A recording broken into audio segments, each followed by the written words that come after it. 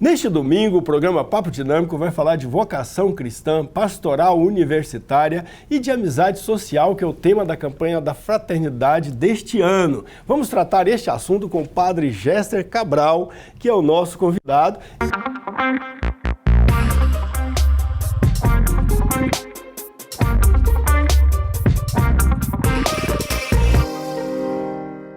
Como anda as vocações hoje? Os jovens hoje, principalmente essa geração Z, geração Y, tem se mostrado muito individualista e ser padre é uma, eu imagino não sei, é uma vocação muito aberta a serviço, ao interesse comunitário e tal. Como é que estão as vocações hoje? Elas estão crescendo, estão frias? Como é que estão? Os seminários estão sendo procurados por esse pessoal? E se está sendo procurado com essa disposição de servir? Olha, professor Daniel, na igreja toda nós vemos em algumas regiões aumento significativo das vocações, em outras regiões, o Brasil também pode entrar nessa, digamos, região, nós temos um número decrescente de procuras, né, para entrar no seminário. Nós temos seminários em locais do Brasil que temos muitos membros, né, muitas vocações, e em outras determinadas regiões não tanto. O que acontece? Essa é uma questão que mereceria uma reflexão um pouco mais profunda, mas de forma geral nós percebemos que a cultura influencia bastante. Então, a cultura que nós estamos vivendo hoje é uma cultura muito voltada para o selfie, voltada para, digamos assim, uma espécie de individualismo. Nós temos uma crise, por exemplo, na família, uma crise no matrimônio, uma crise de projetos a dois. Temos uma série de sociólogos que trabalham a questão da liquidez das nossas convivências. Isso tudo interfere na forma como o jovem vai enxergar a sua vida. Então, nós temos hoje uma dificuldade muito grande de jovens que tendem a tomar uma decisão na sua juventude para a vida toda. Então, isso assusta muito o jovem. Mas, mesmo assim, a gente ainda tem uma parcela que se arrisca, né, que vai em frente. Porém, a gente não deixa de enxergar esse fator cultural que influencia bastante nas decisões, especialmente numa entrega tão grande quanto a entrega da vida presbiteral. Você fez a experiência da vida religiosa, numa congregação religiosa, os salesianos, mas a igreja, aí agora está se encaminhando para uma experiência que o pessoal chama de diocesana, né? Isso. Quais são os tipos de padre, digamos assim, para quem quer ser padre? Não é necessário que ele entre numa congregação religiosa, ele pode ser padre diretamente numa arquidiocese, numa diocese, não é isso? Isso. Quais os caminhos? E além de padre, ele tem outros caminhos também, a vida religiosa. Exato. Olha, para quem tem a vocação presbiteral, nós temos sempre uma ligação com uma instituição, seja a instituição diocese, arquidioceses, ou uma instituição mais carismática, que aí vai de acordo com uma linha vocacional que aquele jovem possa ter, né? Trabalhar com os pobres, com enfermos, com jovens, e aí entra o campo das ordens religiosas. Agora, mesmo dentro das ordens religiosas, diferente das dioceses, nós temos também uma outra vocação, que é a vocação da vida religiosa, aquela pessoa que se identifica com o perfil do fundador, com o carisma daquela congregação ou ordem, com a atividade que aquela instituição exerce, mas, ao mesmo tempo, não se sente preparado ou não tem mesmo a vocação para a vida presbiteral.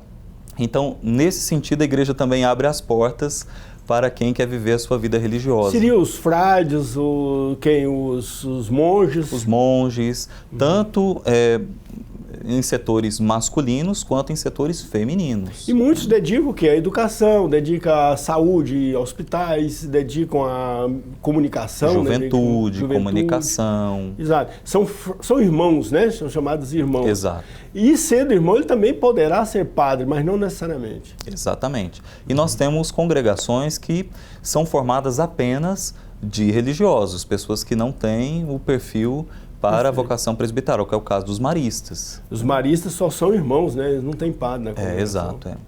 E olha que são grandes, é uma instituição imensa no mundo, né? Exato. Com universidades, hospitais, editoras. Ou rádios. seja, a igreja tem portas para todos Sim. que querem servir o Senhor.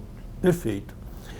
Tá, você assumiu no final do ano passado a pastoral da PUC Goiás, pastoral universitária da PUC Goiás. Isso. É da PUC Goiás e não na PUC Goiás. É na PUC, mas é da PUC. Exatamente. Qual a diferença de ser uma pastoral na universidade e uma pastoral da universidade? Na verdade, nós fazemos a diferenciação de dois termos, que é a pastoral universitária, que tem um perfil catequético, evangelizador, do ponto de vista mais estrito, né, da formação católica, cristã. E nós temos a pastoral da universidade, que conversa com diversos grupos, né? Está muito ligada mais à dimensão do ensino daquela instituição. E ela tem o perfil de abrir os braços e não escolher o rebanho que vai apacentar. Então, o perfil da pastoral da universidade é o perfil daquele que vai atender tanto o público católico, mas também o público não católico, o público que pertence a outras matrizes religiosas, o público que não crê. Todas essas parcelas precisam de um cuidado. É isso que a gente chama de pastoral na igreja, né? Exercer a dinâmica e a missão do bom pastor, inspirados no capítulo 10 do Evangelho de São João.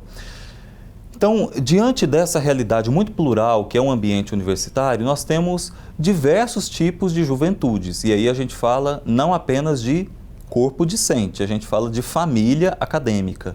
Então, nós estamos falando de alunos, nós estamos falando de professores, de funcionários em geral, pessoas que, de alguma forma, estão ligados à instituição universitária. A pastoral da universidade cuida de toda essa parcela. Como é que é feita a programação, assim? Tem reuniões, tem missa, tem cursos bíblicos? Como é que funciona?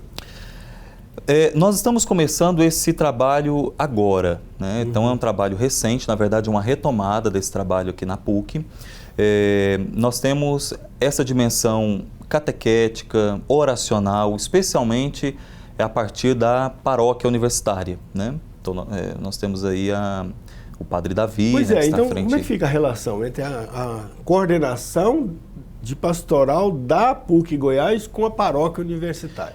São dimensões distintas, porém nós trabalhamos em íntima unidade, né? Então, o perfil da paróquia é um perfil oracional, tem grupos de liturgia, pessoas que querem intensificar mesmo a sua espiritualidade. O perfil da pastoral da universidade como eu disse, abrir os braços para atender a todos. E aí nós trabalhamos 3 eixos que a CNBB nos propõe, né? Então, o primeiro eixo é o eixo espiritual. Então, nós fortalecemos também alguns grupos de espiritualidade. E quando nós vamos, talvez, entrar em algum aspecto específico da espiritualidade católica, a gente trabalha em íntima unidade com a paróquia universitária. Nós temos o segundo eixo, que é o eixo de formação. Então, a pastoral ela tem também o objetivo de fazer uma formação humana, rodas de conversa, simpósios, formações dentro das escolas, fomentar também que os próprios alunos criem os seus grupos de reflexão e de espiritualidade. E nós temos o terceiro eixo, que é muito importante, que dá também um abraço grande no perfil da campanha da fraternidade, que é o eixo da caridade, é o eixo social, né? São trabalhos que, a partir de uma reflexão, de uma espiritualidade, nós exercemos de uma forma concreta com os alunos. A dimensão sacramental, como é que fica? Celebrar os casamentos, os sacramentos, né? Comunhão, confissão, sei lá, batizado e outros sacramentos que possam ser feitos. Aí vai para a paróquia. Para a paróquia. Okay. Nós também temos um atendimento dentro da PUC de confissões e direção espiritual, mas o foco é a paróquia para esse tipo de dimensão espiritual. E a paróquia também tem a dimensão multi-institucional, porque ela atende outras instituições de ensino superior também. Exato. Então a paróquia, ela lida com todas as instituições de ensino superior de Goiânia e região, né? Então ela atende todo o público universitário. A nossa pastoral, ela é uma pastoral ligada à instituição Pontifícia Universidade Católica, PUC. O estudante, o professor, o aluno, o funcionário que quer participar, o que é que ele tem que fazer para participar da pastoral? Nós temos para os alunos, vamos abrir agora, nas próximas semanas, o programa de voluntariado. Então, é algo que precisa constar também na grade de todo aluno, né, que está fazendo a graduação. Então, nós temos esse programa e o aluno pode entrar por meio dele nas nossas atividades. Claro, esse é o perfil do aluno que quer ajudar a gente a fazer os eventos, fazer os atendimentos, né, motivar os grupos. Mas a gente tem também a parcela que quer ser atendida. Então, nesse caso, nós temos nas áreas, já estamos começando a multiplicação das salas de pastoral, de capelas, ambientes onde a gente pode dinamizar e motivar o encontro, né? Então, a gente começa, em primeiro lugar, com o encontro. A partir do encontro que a gente começa a atender as demandas da nossa família acadêmica. Como é que você organiza os grupos da pastoral da universidade? É por área, é por faixa etária, por gênero, por temática? Como é que se organiza? Porque nas paróquias tem lá o pastoral de oração, tem os jovens, tem os carismáticos, tem vários grupos, né? Os decolores e assim por diante.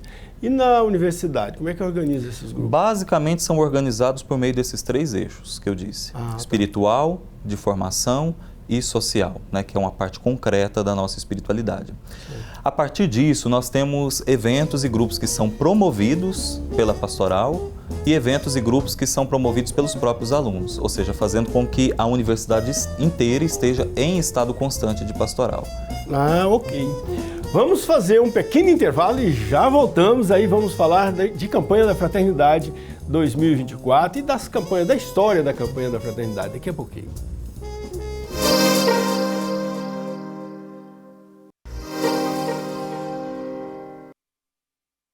Olá, gente boa! Estamos aqui com um papo dinâmico, hoje recebendo o Padre Gester Cabral, coordenador da Pastoral Universitária da PUC Goiás, e ele que é também administrador paroquial da Paróquia São Francisco de Assis, da cidade de Aparecida de Goiânia.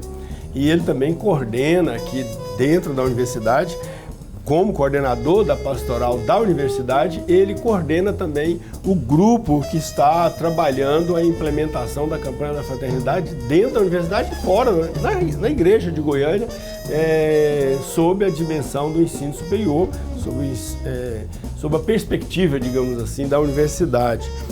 Então, Padre Gester, a Igreja do Brasil, ela sempre realiza a campanha da fraternidade concomitantemente com a Quaresma. Por que essa vinculação entre uma coisa e outra? Quando nós começamos a Quaresma, na quarta-feira de cinzas, geralmente nós evidenciamos nas nossas celebrações as 3 dimensões, as 3 características que vão pautar a Quaresma, né, que é um retiro em preparação para a Páscoa. Então, é a dimensão da oração, do jejum e da caridade.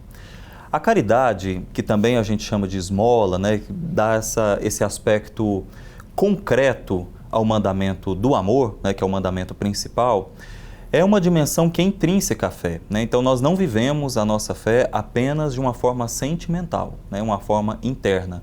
Nós concretizamos a nossa fé por meio de uma fraternidade, do contato que nós temos com o outro. Na verdade, é impossível nós sermos cristãos se nós não temos contato com o outro. É impossível você praticar o mandamento principal se não existe a dinâmica do encontro, né? Então, amar a Deus sobre todas as coisas e ao próximo como a ti mesmo é um distintivo do cristão. E era assim que a nossa comunidade era reconhecida nos primórdios, né? Nós temos os Atos dos Apóstolos. Vejam como eles se amam. Então, a fraternidade, ela precisa brilhar nas nossas ações. É uma forma de nós exteriorizarmos aquilo que nós temos dentro do nosso coração. Então, é pela caridade que a pessoa tem, a forma como ela lida com o seu irmão, que nós podemos dizer se aquela pessoa é cristã ou não. Se ela de fato está vivenciando a sua quaresma internamente ou não. Então, eu até fiz uma pergunta aqui, vou até ler a pergunta, porque eu achei que ela foi muito nessa direção. Pode-se dizer que a campanha da fraternidade, desde sua criação, busca transformar a sociedade pelas conversões pessoais alcançadas na quaresma? Porque, às vezes, o pessoal dedica muito na quaresma a uma conversão pessoal, não é? Mas sem transformar isso em ações, em movimento em direção ao outro. É por aí? Exatamente. Então, como eu disse, é jejum, oração e caridade. Mas, geralmente, tem muitos cristãos que querem ficar apenas com as 2 primeiras, que é a oração, algo interno, né? A gente vive também de uma forma comunitária, mas boa parte das pessoas entendem a oração apenas no foro interno, né? E o jejum, que é algo também pessoal, né? Uma demanda pessoal. Agora, quando a gente parte para a parte da caridade, da esmola, da fraternidade, muitas pessoas têm dificuldade de entender. E para isso a gente precisa ter acesso à primeira carta de São João, né? É impossível nós dizermos que amamos a Deus, ou seja, é incoerente aquele que diz que ama a Deus a quem não vê e não ama o seu irmão a quem vê. Né? Então essa é a parte importante que a campanha da fraternidade aproveita para fazer surgir no seio da sociedade, tanto das paróquias, né, das dimensões micro, quanto nas macro. Aí entra a questão política, né, de políticas públicas que vão propiciar o cuidado, né, a fraternidade. São coisas que nós entendemos que fazem com que a fé cristã se torne viva e visível na comunidade, na sociedade. Este ano a campanha da fraternidade está fazendo 60 anos. Começou em 62, lá no Rio Grande do Norte, né? E depois, com o Dom Helder Câmara, que ele era secretário-geral da CNBB, espalhou a partir de 64, de 1964, espalhou pelo Brasil. Exato. Lançou em nível nacional. Então, este ano está fazendo 60 anos. 60 uma data anos. Muito simbólica. O que isso significa para a igreja no Brasil? Tem um dos cantos da campanha da fraternidade que diz o seguinte: a necessidade era tanta e tamanha que a fraternidade saiu em campanha. Fazer uma campanha é uma mobilização de pessoas, né? Então, nós começamos na Quaresma um movimento grande de conscientização por meio de um tema, né? E esse tema é iluminado por um lema bíblico que faz com que nós movimentemos a nossa sociedade brasileira nessa dimensão que é tão própria da nossa dimensão cristã, da nossa fé cristã, que é cuidar do outro, que é amar o outro. Então, esse ano, inclusive, nós temos um tema muito específico, né, que é o tema da amizade social, que faz com que a gente derrube muros e a gente vai ao encontro do outro. Celebrar 60 anos da campanha da fraternidade no Brasil significa dizer que nós estamos comprometidos com a nossa fé de uma forma concreta. Nós olhamos para a nossa dimensão interna, né, para o foro interno, mas a gente entende que a nossa fé precisa ser transparecida em obras, em gestos de caridade. É isso que São Paulo, que Tiago escreve na sua carta, né? A fé, para ela ser viva, ela precisa ser manifestada em obras.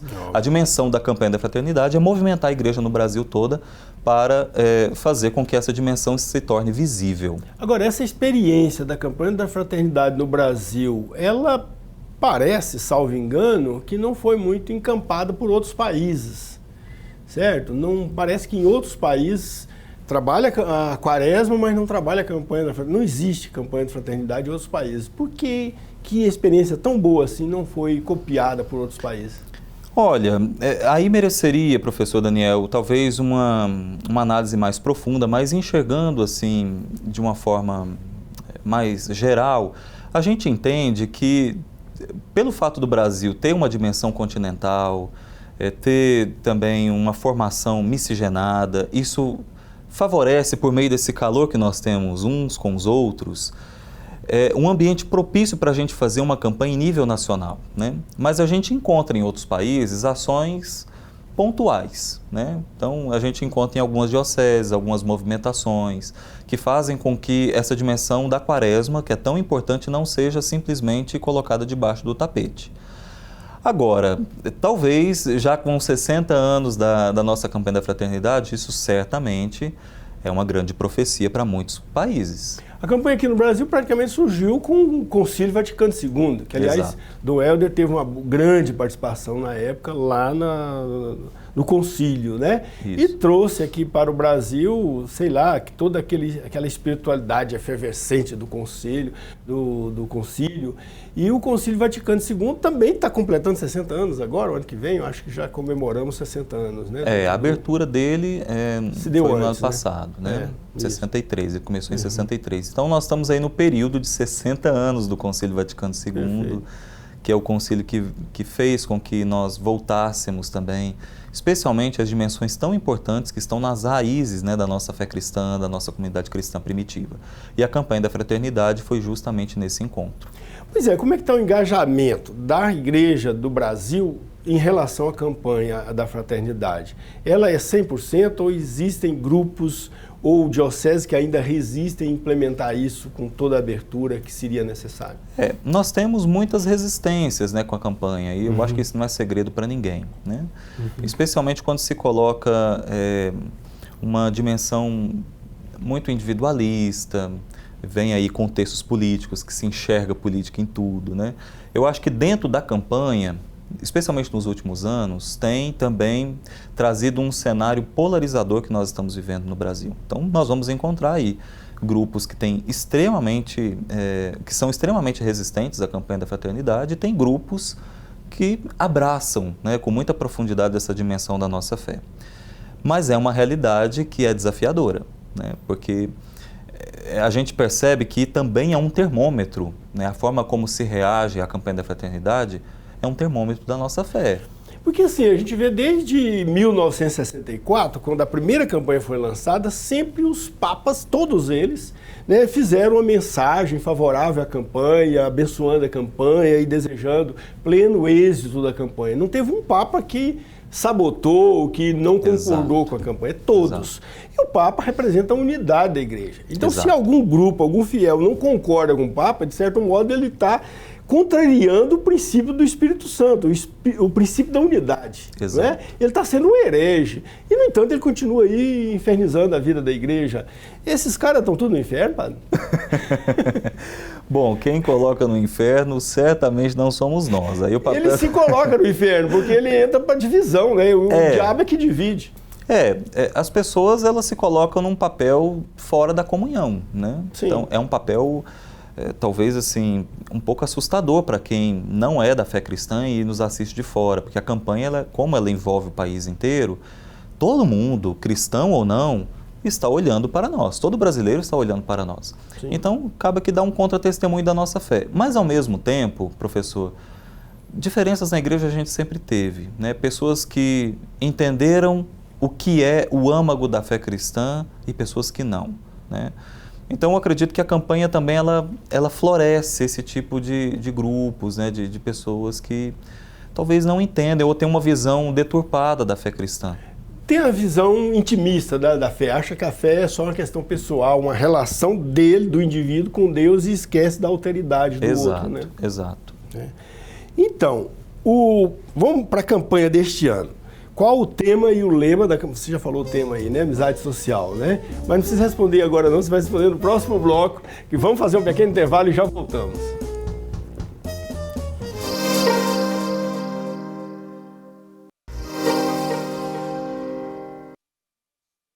De volta com o Papo Dinâmico, hoje com o coordenador da Pastoral Universitária da PUC Goiás, Padre Géster Cabral.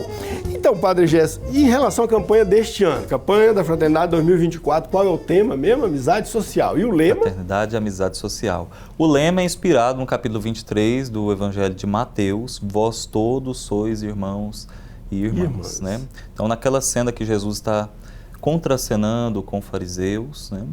E ali na sinagoga ele diz para os seus interlocutores: estão vendo como eles estão fazendo? Não façam igual. Vós todos sois irmãos e irmãs. Faça o que eles dizem, mas não faça o que eles fazem. Exato. Tem alguma coisa assim lá, acho. É a hipocrisia, né, que Jesus via e sempre denunciou de alguns grupos judaicos da sua época. Alguns grupos que lhe fizeram muita resistência.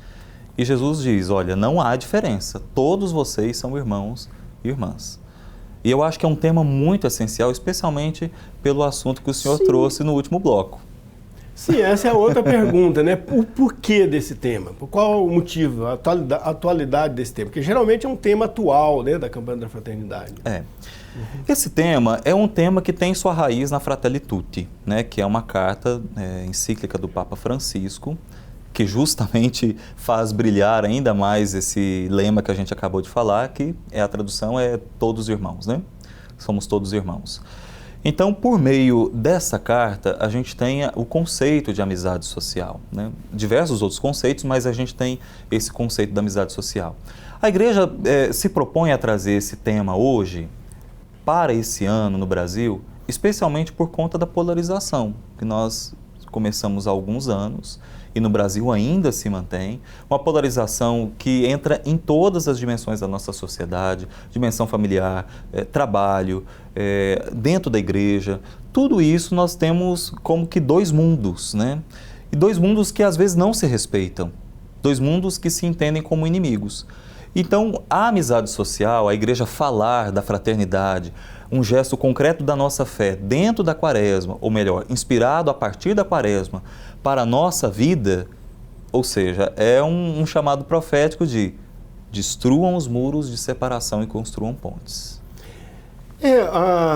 O individualismo, o hiperindividualismo desenvolvido nos últimos tempos, aí tem vários mecanismos pelos quais esse individualismo ficou cada vez mais cristalizado na nossa sociedade, é a principal causa do ódio.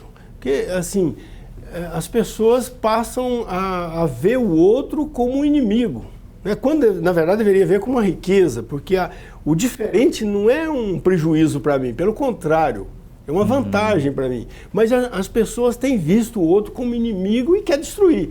Exato. Né? E por causa disso, no texto base da campanha da fraternidade, todos os anos a gente tem um texto base, né?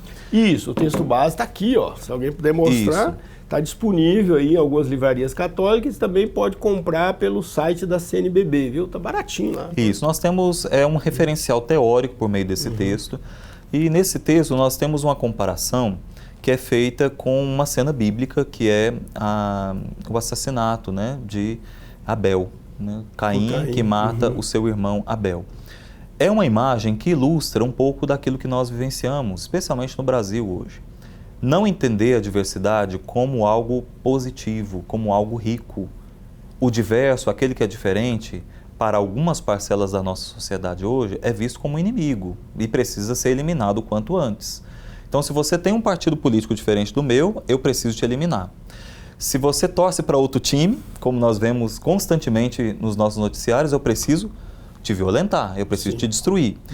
Isso tudo vai polarizando as nossas relações. Perfeito. E a campanha da fraternidade desse ano vem nos dizer que, apesar de você ser muito diferente de mim, apesar de você ter uma outra matriz, outros valores, mesmo eu me posicionando de uma forma contrária a você, nós não somos inimigos, nós somos irmãos. Por isso o lema inspirado no Evangelho de Mateus. Todos nós somos irmãos. É possível nós convivermos de forma fraterna, mesmo sendo muito diferentes. Exatamente. As diferenças, elas não são prejuízo para mim. Pelo contrário, se alguém pensa diferente de mim, ele é capaz de enriquecer meu modo de pensar, ainda que eu continue pensando do meu jeito, mas a forma dele pensar é um elemento que enriquece o meu modo de pensar e não que diminui ou que destrói o meu modo de pensar, não é isso? Exato. Nós vemos isso de modo muito especial, professor, nas redes sociais, que eu acredito que é uma seara onde todos nós estamos inseridos, né? Morei com um padre de 90 anos que mexia também com rede social, né? Então é algo que todos nós estamos hoje em dia, né? Estamos conectados, é um ambiente, é um campo que todos nós nos encontramos. E a gente percebe ali que existe uma tendência a eliminar a opinião do outro. Nós não conseguimos conviver com quem pensa diferente. Então, se você tem, talvez ali, você coloca uma postagem, você tem ali uma série de comentários, a gente percebe isso claramente. O outro não tem a intenção de ouvir o diferente, não tem a intenção de conviver com quem é diferente, de ter uma ponte, algo que possa ter algo que converja, né, que nos aproxime, que crie um determinado caminho em comum. O outro precisa ser eliminado o quanto antes. Então, se alguém coloca alguma coisa que é diferente daquilo que eu estou pensando, eu preciso fazer piada, eu preciso depreciar, né? Eu preciso fazer uma série de outras referências para, digamos assim, tirar a presença do outro que é diferente da minha frente. E isso é muito ruim, porque isso sai do campo das redes sociais e se concretiza na nossa vida. Então a gente vê assassinatos, pessoas que não conseguem suportar quem pensa diferente, né? Nós saímos de uma campanha política extremamente violenta nas últimas eleições. A gente percebe isso dentro da igreja, né? O diferente precisa ser eliminado. Eu não posso caminhar com o diferente. E como é sem graça um mundo com uma cor só. Sim. Mas já que você fez referência ao texto base da campanha da fraternidade, que fala muito bem da causa desse ódio, do hiperindividualismo, do heterofobismo, né, que é o medo do outro, você ter medo do outro. O outro é aquele que não é você, portanto ele tem que ser diferente. Né? E o diferente, ao invés de ser acolhido, você quer destruir e tal. Fala muito bem disso, mas também fala de sinais de esperança. Né? Exato. Que a sociedade também não está perdida, porque não está toda assim. Tem alguns sinais de esperança. Que sinais de esperança a campanha da Fraternidade deste ano está trabalhando para, digamos assim, conseguir encontrar caminhos de reversão dessa situação ruim? Então, toda a campanha da Fraternidade, nós temos uma forma de acessar, né, a realidade. E ela é feita por meio de 3 eixos. Né? Então, nós olhamos a realidade e, nesse ver, nós enxergamos uma parcela que é extremamente desunida, uma parcela que reproduz hoje mesmo a cena de Caim e Abel, mas nós também vemos uma outra parcela que potencializa a dimensão cristã do diálogo. Então, na Fratelli Tutti, o Papa Francisco coloca o diálogo, ele dedica um capítulo só para isso, como uma dimensão que vai potencializar a amizade social. Então, conversar, quantas coisas que a gente consegue resolver conversando. Nós enxergamos isso especialmente no início da pandemia. Quantas pessoas que se movimentaram, né, para fazer com que o outro se sentisse bem. Médicos, enfermeiros, motoristas, Exato. Vigilantes, zeladores, tanta Exato. gente, né? E aquele canto que nós temos na igreja traduz isso muito bem. Especialmente nas mãos de quem quase não tinha nada, a gente fez multiplicar muita coisa para quem não tinha absolutamente nada. Né? Então, essa dimensão ela é muito viva ainda hoje. Esse é o ver da igreja. Depois, nós julgamos, ou seja, interpretamos essa realidade à luz do capítulo 23 do Evangelho de Mateus esse ano. E a nossa ação é construir pontes.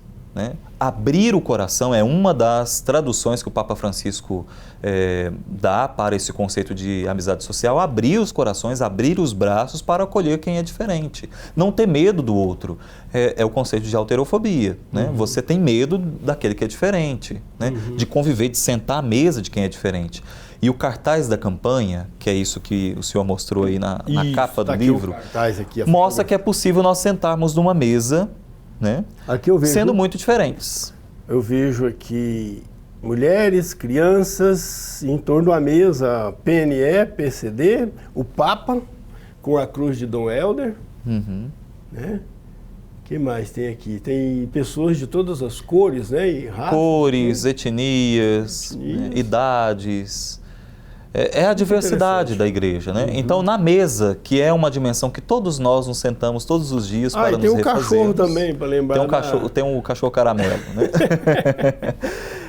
A mesa que é o lugar do encontro, isso é especialmente forte na nossa cultura brasileira, é também uma forma de nós interpretarmos a mesa eucarística. Eu sempre gosto de dizer isso em muitas homilias, sabe, professor Daniel?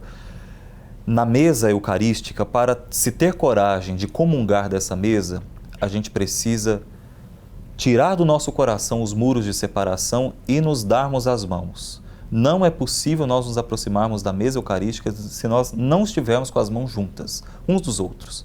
E ali a gente precisa entender que a cultura do outro é algo positivo para mim, mesmo sendo diferente. A diversidade é algo positivo. E só tem oportunidade de participar do banquete eucarístico que vai potencializar a oração e o jejum, que são dimensões da quaresma, aquele que consegue enxergar no seu irmão a possibilidade de ir para o céu, uma possibilidade de se santificar. Na Fratelli Tutti, que é uma expressão de São Francisco de Assis, né? Todos os irmãos, né? O Papa fala lá, agora o Solzinho vai ter que esperar, que quero ouvir do padre isso aqui. Ele fala assim, não é possível se salvar sozinho. O que o Papa quer dizer com isso? Quer dizer, tem essa expressão lá, não é possível se salvar sozinho. Exato. É uma extensão do mandamento principal. Como eu disse no início desse programa, não é possível nós sermos cristãos sem o outro, sem a dinâmica do encontro. Então, não se chega à santidade sozinho. Eu preciso ter o meu irmão do lado. Como que você vai exercer o mandamento principal, que é amar, apenas para si mesmo? Seria um egoísmo, que é um vício. Né? Para amar, eu preciso ir ao encontro do outro. E, especialmente amar, eu preciso fazer o exercício das pessoas que eu não gosto, que são duas coisas diferentes, gostar e amar, que valeria uma reflexão muito especial. A fé cristã tem necessariamente uma dimensão social, ou fraterna, se quiser usar a palavra. Exato. Da campanha. Sem essa dimensão, nós não praticamos o mandamento principal. Ninguém vai para o céu. Ninguém se santifica. Ninguém se salva. Ninguém se torna cristão. Tá bom. Padre Gerson, infelizmente, ó, o tempo acabou. E temos que encerrar. Mas muito obrigado. Valeu muito a sua participação aqui conosco. Muito obrigado. Boa noite. Prazer muito grande participar com o senhor aqui. Um abraço para todos os nossos telespectadores e vamos potencializar a nossa amizade social, tirar do nosso coração todos os muros, né, que nos separam e construirmos pontes. Amém, Padre, amém. E para você que nos acompanhou, nosso abraço e até a próxima. Boa noite.